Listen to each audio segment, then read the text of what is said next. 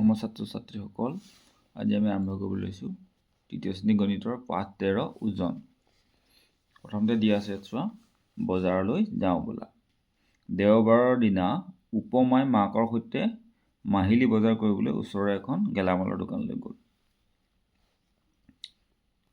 তাত দেখিছে যে একেটা বস্তুৰে উপমাই কৈছে একেটা বস্তুৰে ইমান বেলেগ বেলেগ ধৰণৰ পেকেট কিয় খাইছে বাৰু? মাকে কৈছে প্ৰত্যেক মানুহৰ প্ৰয়োজন বেলেগ বেলেগ, সেয়ে পেকেটবোৰ বেলেগ বেলেগ। তুমি পেকেট কেইটা দাঙি চোৱাচোন। চাইছে যে এইটো বৰ গধুৰ, এইটো আগৰ পেকেটতকৈ বেছি গধুৰ, এই পেকেটটো আৰু বেছি গধুৰ, মই দাঙিবই পৰা নাই। ইয়াৰ প্ৰতিটো পেকেটৰ ওজন বেলেগ বেলেগ, ওজন বেছি থকাৰ বাবে সেই পেকেটটো তুমি দাঙিব পৰা নাই, মাকে কৈছে। এতিয়া বস্তুবোৰৰ ওজন কেনেকৈনো জোখে? বস্তুবোৰৰ ওজন কেনেকৈ জোখে তোমালোকে দেখিছেনে বাৰু? এখন দিয়া আছে, এখন তোলাচনী বা পালা। আজিকালি অৱশ্যে ডিজিটেল মানে এনেকুৱা সংখ্যা ওলোৱা পালাৰ ওপৰত উঠাই দিলে কিমান ওজন আছে সেইটো দেখাই দিয়া পালা ওলাইছে, হয়নে? আগতে এনেকুৱা পালা ব্যৱহাৰ হৈছিলে। চোৱা ইয়াত দগা আৰু তোলাচনীৰ সহায়ত বস্তুৰ ওজন জোখে। এতিয়া তলৰ দগাবোৰলৈ মন কৰাচোন। 1 কেজি দগা, 500 গ্ৰাম মানে আধা কেজি, 200 গ্ৰাম, 100 গ্ৰাম, 50 গ্ৰাম। তাৰপিছত এই জুখিছে চোৱা, 1 কেজি আৰু 1 কেজি দগাটো উঠাই দিছে এইফালে, 1 কেজি আটাৰ পেকেটটো উঠাই দিছে, এইটো সমান সমান হৈছে, মানে এইটো 1 কেজি। এইটো 1 কিলোগ্ৰামৰ দগা আৰু তোলাচনীৰে বস্তু জুখিলে সকলো ঠাইতে তাৰ ওজন একেই থাকে। ইয়াৰ প্ৰতিটো পেকেটৰ ওজন 1 কিলোগ্ৰাম। এতিয়া জানিলোঁ আহা, 1 কিলোগ্ৰাম মানে 1000 গ্ৰাম। 1 কিলোগ্ৰামত 1000 গ্ৰাম থাকে। কিলোগ্ৰামক চমুকৈ কিগ্ৰা বুলিও কোৱা হয়। এতিয়া পেকেট কেইটালৈ মন কৰাচোন। নিমখ 1 কিলোগ্ৰাম, আটা 1 কিলোগ্ৰাম। প্ৰতিটো পেকেটতেই বস্তুবোৰৰ ওজন লিখি থোৱা থাকে। তোমালোকে বাৰু এনেকুৱা 1 কিলোগ্ৰামৰ দগা দেখিছেনে?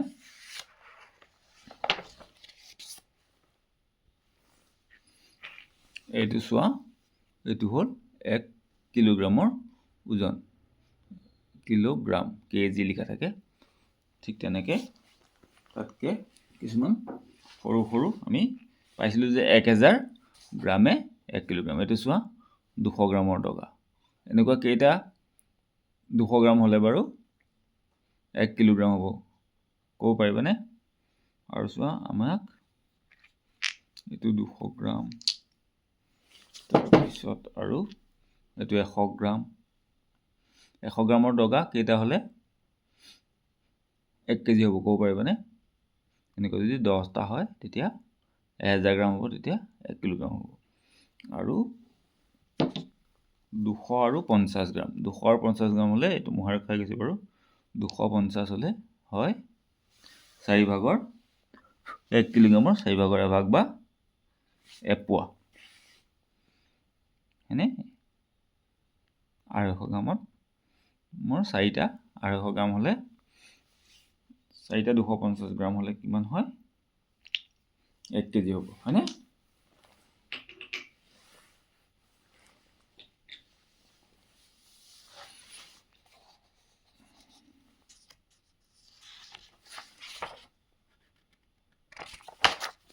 এতিয়া চোৱা, ইয়াত 1 কিলোগ্ৰামতকৈ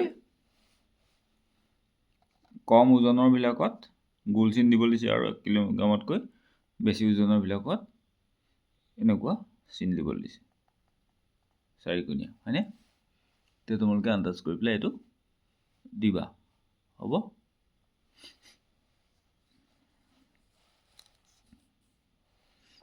এইটো 1 কিলোগ্ৰামতকৈ বেছি আৰু 1 কিলোগ্ৰামতকৈ কম বস্তুবিলাকত, তোমালোকৰ ঘৰত থকা বস্তুবিলাকৰ এখন তালিকা কৰিব লাগিছে। 1 কিলোগ্ৰামতকৈ কম আৰু 1 কিলোগ্ৰামতকৈ বেছি। আৰু 1 কিলোগ্ৰাম ওজনৰ কি কি বস্তুৰ পেকেট পায় তেনেকুৱা এখন তালিকা বনাব লাগিছে। এতিয়া চোৱা, পাল্লাখনৰ এফালে 1 কিলোগ্ৰামৰ নিমখৰ পেকেট আৰু আনফালে দুটা সৰু একে জোখৰ সৰু নিমখৰ পেকেট আছে। দুটা একে জোখৰ সৰু নিমখৰ পেকেট আছে। দুইফালে সমান ওজনৰ বস্তু আছে। এইফালে চোৱা 1 কিলোগ্ৰাম আৰু এইফালে দিছে 500 গ্ৰাম দুটা। মানে 1 কিলোগ্ৰাম মানে আমি কিমান বুলি পাইছিলোঁ 1000 গ্ৰাম। ইয়াত 500 হ'লে 1000 গ্ৰাম হ'ব। গতিকে দুইফালে সমান হৈ আছে। নিমখৰ সৰু পেকেট দুটাৰ ওজন সমান 500 গ্ৰাম আৰু 500 গ্ৰাম সমান। এতিয়া সৰু পেকেটকেইটাৰ ওজন কিমান হ'ব কোৱাচোন? 1 কিলোগ্ৰামৰ আধা অৰ্থাৎ আধা কিলোগ্ৰাম বা আধা কেজি হ'ব। আধা কিলোগ্ৰামৰ পেকেট এটাত ওজনটো কেনেদৰে লিখা থাকে চাওঁ। এনেকৈ লিখা থাকে আধা কিলোগ্ৰামত 500 গ্ৰাম বুলি লিখা থাকে আৰু ইয়াৰ আধা হ'লে 250 গ্ৰাম বুলি লিখা থাকিব। আধা কিলোগ্ৰামৰ পৰা আধা কৰি চোৱা, আধা কিলোগ্ৰামৰ পৰা আধা কৰিলে কিমানকৈ লিখা আছে? 500 গ্ৰামৰ চাহপাতৰ পেকেটটোৰ ওজন কেইটা সৰু পেকেটৰ ওজনৰ সমান হ'ব? দুটা। প্ৰতিটো চাহপাতৰ সৰু পেকেটৰ ওজন কিমান হ'ব? 250 গ্ৰাম। 1 কিলোগ্ৰাম হ'বলৈ তেনেকুৱা কেইটা সৰু পেকেট লাগিব? 4টা। হয়নে? 250 4টা হ'লে 1 কিলোগ্ৰাম হ'ব।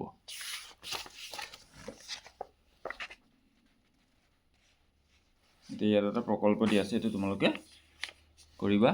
আৰু এতিয়া মই এইকেইটা মিলাই দিছোঁ। 1 কিলোগ্ৰাম মানে দুটা 500 গ্ৰাম, 2 কিলোগ্ৰাম 8টা 250 গ্ৰাম বা 4টা 500 গ্ৰাম,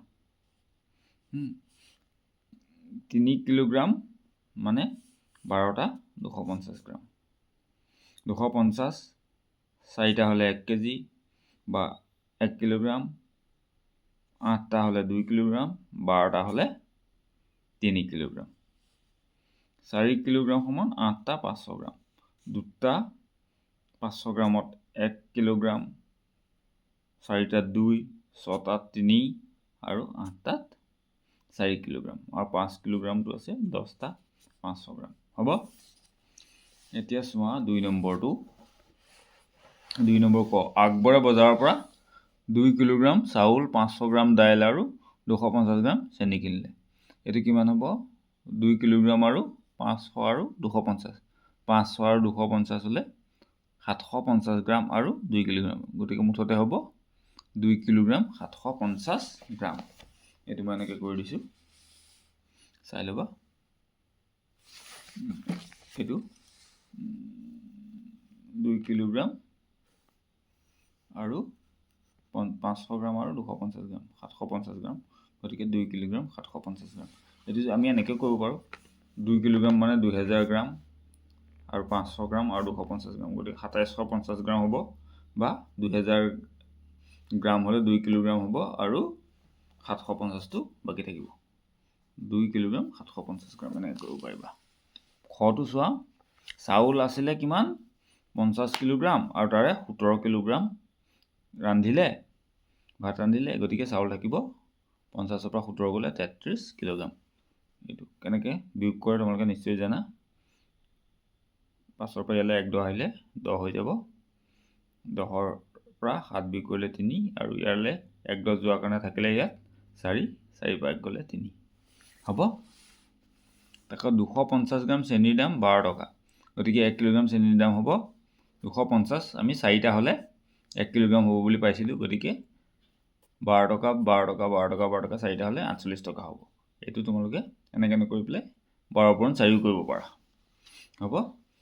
এইটো মই এনেকৈ লিখি দিছোঁ। 250 4টা হ'লে যিহেতু 1000 কিলোগ্ৰাম হয়, সেইকাৰণে 12 টকাও আমি 4টা যোগ কৰিছোঁ বা 4 বাৰ যোগ কৰা বা 4ৰে পূৰণ কৰি দিয়া একেই।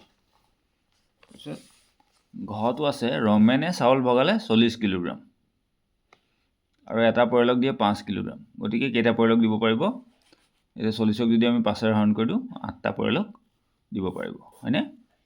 এইটো 5ৰে যদি 40ক হৰণ কৰোঁ 5 8 গুণ 40। গতিকে এইটো হ'ব, উত্তৰটো হ'ব 8। তাৰপিছত উঙটো আছিলে কি? কুৰ্মীয়ে প্ৰতিদিনে 7 কিলোগ্ৰাম চাহপাত বিক্ৰী কৰে। এসপ্তাহত কেইদিন? সপ্তাহত 7 দিন। গতিকে 7 দিনত কিমান বিক্ৰী কৰিব?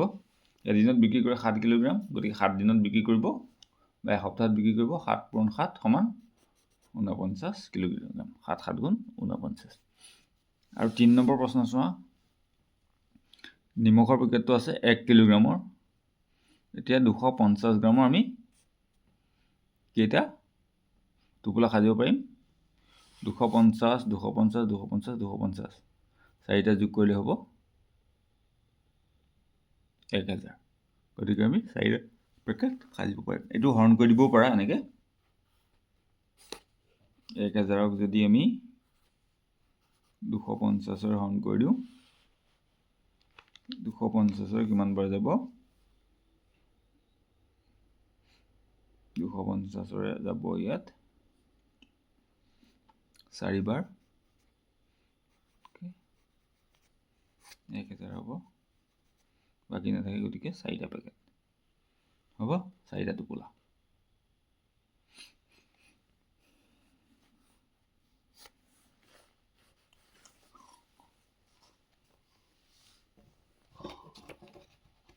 চাৰি নম্বৰটো চোৱা 4 নম্বৰত আছে 1 কিলোগ্ৰাম 1 কিলোগ্ৰাম 1 কিলোগ্ৰাম সমান 1 1 1 1 2 3 গতিকে 3টা 1 যোগ কৰিলে কিমান হ'ব 3 কিলোগ্ৰাম এতিয়া আছে 1 কিলোগ্ৰাম 500 গ্ৰাম আকৌ 1 কিলোগ্ৰাম 500 গ্ৰাম এতিয়া 500 গ্ৰাম আৰু 500 গ্ৰাম যোগ কৰিলে কিমান হৈ যাব 1 কিলোগ্ৰাম হৈ যাব আৰু ইফালে 1 কিলোগ্ৰাম আছে 2 কিলোগ্ৰাম আৰু এইটো 1 কিলোগ্ৰাম হতি 3 কিলোগ্ৰাম হ'ব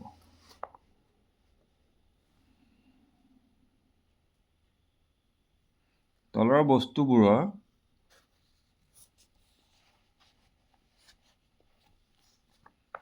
বস্তুবোৰৰ মুঠ ওজন 3 কিলোগ্ৰাম চাহপাতৰ প্ৰতিটো পেকেটৰ ওজন কিমান হ'ব লিখোৱা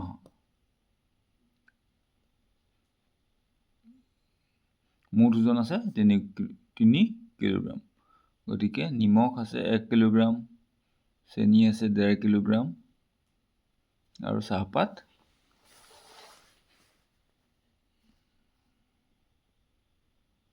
1 1 2 আৰু 500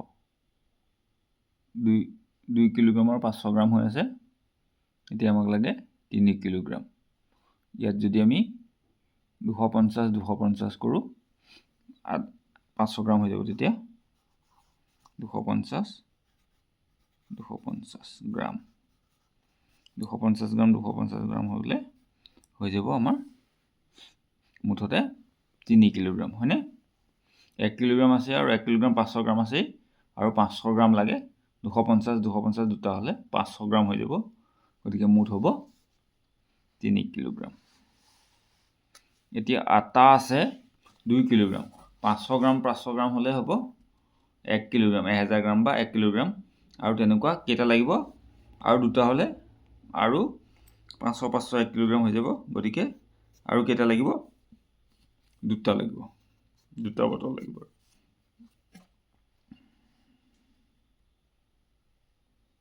দুটা বয়াম লাগিব আৰু এতিয়া চোৱা ইয়াত আছে 500 গ্ৰাম ইয়াত আছে 4 কিলোগ্ৰাম ইয়াত আছে 2 কিলোগ্ৰাম 4 2 6 কিলোগ্ৰাম হৈ আছে আৰু ইয়াত 500 গ্ৰাম আছে আৰু ইয়াত যদি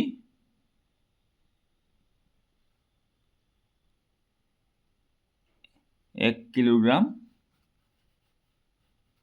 আৰু 500 গ্ৰাম হয় তেতিয়া হ'ব মুঠতে 8 কিলোগ্ৰাম হয়নে 500 গ্ৰাম আৰু 500 গ্ৰাম হ'ব 1 কিলোগ্ৰাম আৰু আছে 4 2 6 আৰু 1 7 গতিকে 8 কিলোগ্ৰাম হ'বনে এইটো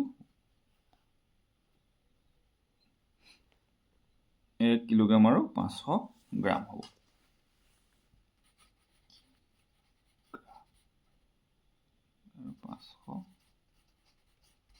হ'ব 500 গ্ৰাম এতিয়া ইয়াত চোৱা A আৰু B পেকেট কেইটা আছে আৰু দুটা পাচিত ভৰাব লাগে ওজন সমান হ'ব লাগে ইয়াত যদি আমি 5 কিলোগ্ৰাম চাউল 2 কিলোগ্ৰাম নিমখ 1 কিলোগ্ৰাম চাহপাত 2 কিলোগ্ৰাম আটা ভৰালোঁ এইটো পাচিত ইয়াত আকৌ 5 কিলোগ্ৰাম আটা ভৰালোঁ 1 কিলোগ্ৰাম নিমখ ভৰালোঁ, 2 কিলোগ্ৰাম চাহপাত ভৰালোঁ, 2 কিলোগ্ৰাম চাউল ভৰালোঁ। দুইটাতে ওজন সমান হ'ব। 5 2 7, 1 8, 8 2 10, 5 1 6, 6 2 8, 8 2 10 হ'ব। এতিয়া ইয়াত দি আছে চোৱা 1 কিলোগ্ৰাম নিমখ, 500 গ্ৰাম চেনি, চাউলটো কিমান হ'ব সমান চাহপাত আছে 500 গ্ৰাম আৰু ইয়াত আছে 2 কিলোগ্ৰাম। 2 কিলোগ্ৰাম 500 গ্ৰাম ইয়াত আৰু 1 কিলোগ্ৰাম 500 গ্ৰাম হৈছে, গতিকে চাউলটো হ'ব 1 কিলোগ্ৰাম।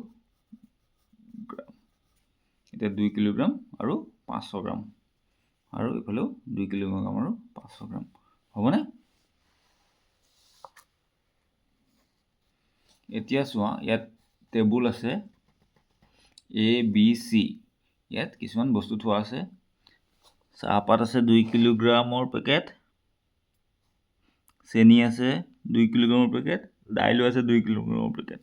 ইয়াত আছে চাহপাতো 1, চেনিও 1 কিলোগ্ৰামৰ, চাহপাতো 1 কিলোগ্ৰামৰ, চেনিও 1 কিলোগ্ৰামৰ আৰু দাইলো 1 কিলোগ্ৰামৰ। ইয়াত আকৌ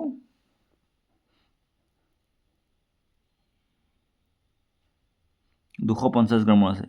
চাহপাত, চেনি, দাইল আটাইকেইটা 250 গ্ৰামৰ আছে। গতিকে আমি ইয়াত প্ৰথমতে আছে 4 কিলোগ্ৰাম 250 গ্ৰাম চাহপাত ল'বলৈ কোনখন টেবুলৰ পৰা কিমানটা পেকেট ল'ব লাগিব, কিন্তু প্ৰতিখন টেবুলৰ পৰা ল'বই লাগিব। হ'ব। এতিয়া চোৱা এতিয়া মই 4 নম্বৰ 4 কিলোগ্ৰাম আৰু 250 গ্ৰাম হ'ব লাগে।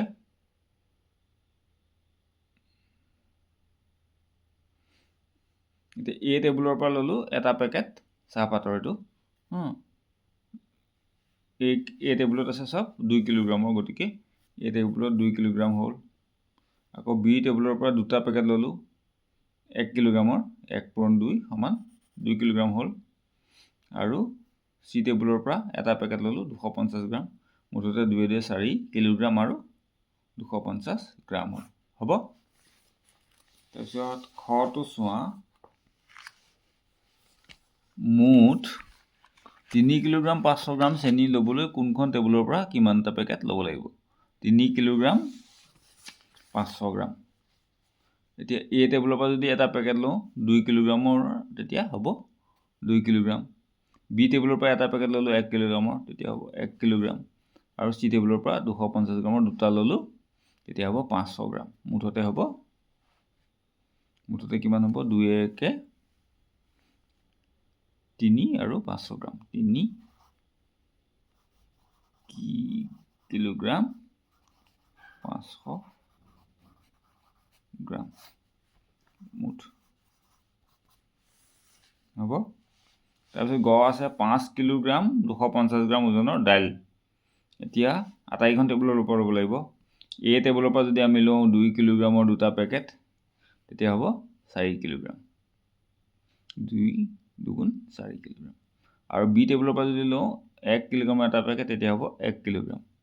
আৰু 250 গ্ৰামৰ এটা পেকেট ল'লে হ'ব 250 গ্ৰাম। গতিকে 5 কিলোগ্ৰাম 250 গ্ৰাম মুঠতে হ'ব, হয়নে? 4 1 5 আৰু 250 গ্ৰাম হ'ব। তাৰপিছত চোৱা মোনা এখন আটাইকেইবিধ মিলাই 6 কিলোগ্ৰাম হ'ব লাগে। আটাইকেইবিধ বস্তু মিলাই পেলাই 6 কিলোগ্ৰাম হ'ব লাগে। এতিয়া আমি যদি 2 কিলোগ্ৰাম ওজনৰ দুটা পেকেট লৈ লওঁ, দালিৰ 4 কিলোগ্ৰাম হৈ যাব। 1 কিলোগ্ৰামৰ এটা পেকেট চেনি লৈ যাওঁ তেতিয়া 1 কিলোগ্ৰাম হ'ব। আৰু 250 গ্ৰামৰ যদি 4টা পেকেট লওঁ, তেতিয়া হ'ব 1 কিলোগ্ৰাম। 250 250 250 4টা ল'লে কিমান হ'ব? 1 কিলোগ্ৰাম হৈ যাব। গতিকে আমাৰ হৈ যাব 1 কিলোগ্ৰাম আৰু মুঠতে ওজন হ'ব 6 কিলোগ্ৰাম। হ'ব। তাৰপিছত এতিয়া শেষত চোৱা সাধু শুনো অহা। বহুদিনৰ আগৰ কথা। ৰাধিকাই এদিন ফুৰিবলৈ গৈ বাট হেৰুৱাই হাবিৰ মাজত সোমাল। তাই বাট বিচাৰি ঘূৰি ফুৰি ভাগৰত গছ এজোপাৰ তলত বহি পৰিল। ৰাধিকাই কৈছে, মোৰ বৰ ভাগৰ লাগিছে, বৰ ভোকো লাগিছে, কিবা অলপ খাবলৈ পোৱা হ'লে, এনেকৈ নিজকে কৈছে। তেতিয়া গছজোপাই কৈছে, মই তোমাক খাবলৈ দিব পাৰোঁ, কিন্তু মোৰ এটা চৰ্ত আছে। মই তোমাক 5টা ফল আৰু এখন তুলাচনী দিওঁ। এই 5টা ফলৰ এটা ফলে খোৱাৰ উপযুক্ত, বাকী ফলকেইটাৰ প্ৰতিটোৰ ওজন সমান, কিন্তু খোৱাৰ উপযোগী ফলটোৰ ওজন বাকী 4টা ফলৰ প্ৰতিটোতকৈ বেছি। তুমি তুলাচনীখন দুবাৰ ব্যৱহাৰ কৰি ফলটো বাছি উলিয়াব লাগিব। হ'ব, এতিয়া কেনেকৈ কৰি চাব। এইকেইটা ফল দিছে আৰু ৰাধিকাই মাত্ৰ তুলাচনীখন দুবাৰ ব্যৱহাৰ কৰি পেলাই ফলটো কোনটো ফল খোৱাৰ উপযোগী সেইটো বিচাৰি উলিয়াব লাগে। এতিয়া মই তোমালোকক 5টা ফল আৰু এখন তুলাচনীৰ সহায়ত এইটো কেনেকৈ উলিয়াব ওজন থকা ফলটো সেইটো আমি কৰি চাওঁ। আমি এই 5টা ফল ল'লোঁ, 5টা ফল ল'লোঁ। আমি কমলা 5টাকৈ লৈছোঁ, তাত যদিও বেলেগ ফল দিছিলে। আৰু এখন তুলাচনী বা আমি পাল্লা বুলি কওঁ। আমি তুলাচনীৰ সহায়ত কেনেকৈ উলিয়াব পাৰিব আমি চাই লওঁ বোলা। আৰু মাত্ৰ এই তুলাচনীখন দুবাৰহে ব্যৱহাৰ কৰিব পাৰে বুলি কৈছে, হয়নে? ধৰা হ'ল ৰাধিকা গছজোপা এই 5টা ফল দিলে। এতিয়া আমি এই পাল্লাখন কেইবাৰ ব্যৱহাৰ কৰিব পাৰিম বুলি কৈছে? দুবাৰ ব্যৱহাৰ কৰিব পাৰিম বুলি কৈছে, হয়নে? এতিয়া যদি আমি এফালে 2টা ফল উঠালোঁ, এফালে 2টা ফল উঠালোঁ, যদি দুইফালে ওজন সমান হয় তেতিয়া গম পাম যে এই 4টাৰ ওজন সমান আৰু এই বাকী ফলটোৰ ওজন বেছি, গতিকে এইটো খোৱাৰ উপযোগী হ'ব। এতিয়া কোনফালে বেছি হয় চোৱা। এতিয়া আমাৰ এইফালে ওজন বেছি, গতিকে আমি গম পাইছোঁ যে ইয়াতে সেই বেছি ওজন থকা ফলটো আছে। সেইটো আমি এতিয়া কেনেকৈ উলিয়াম? এইটো এবাৰ ব্যৱহাৰ হৈ গ'ল, আৰু আমি যদি এইটো এইফালে দি দিওঁ, তেতিয়া যোনফালে বেছি হয় সেইফালে গম পাম যে সেইটো ফলৰে ওজন বেছি আৰু সেইটো খোৱাৰ উপযোগী হ'ব। এতিয়া চোৱা, এইটো ফলৰ ওজনটো বেছি আৰু এইটোৱে খোৱাৰ উপযোগী ফলটো হ'ব। ঠিক আছে? আৰু চোৱা, বাকী 4টা ফলৰ ওজন সমান, এইটো খোৱাৰ উপযোগী ফলটো হ'ব। ঠিক আছে, গতিকে ৰাধিকাই এনেদৰে পাল্লাখন বা তুলাচনীখন ব্যৱহাৰ কৰি দুবাৰ ব্যৱহাৰ কৰি ওজন বেছি থকা ফলটো বা খোৱাৰ উপযোগী ফলটো উলিয়াব পাৰিব, হয়নে? পাঠটো ইমানতে শেষ হৈছে। ইয়াৰ পিছত আমি ইয়াৰ পিছৰ পাঠ টকা আৰু পইচা কৰিম। তোমালোকে যদি ভিডিঅ'টো চাই ভাল পালা তেনেহ'লে প্লিজ চেনেলটো ছাবস্ক্ৰাইব কৰি দিবা। Thank U.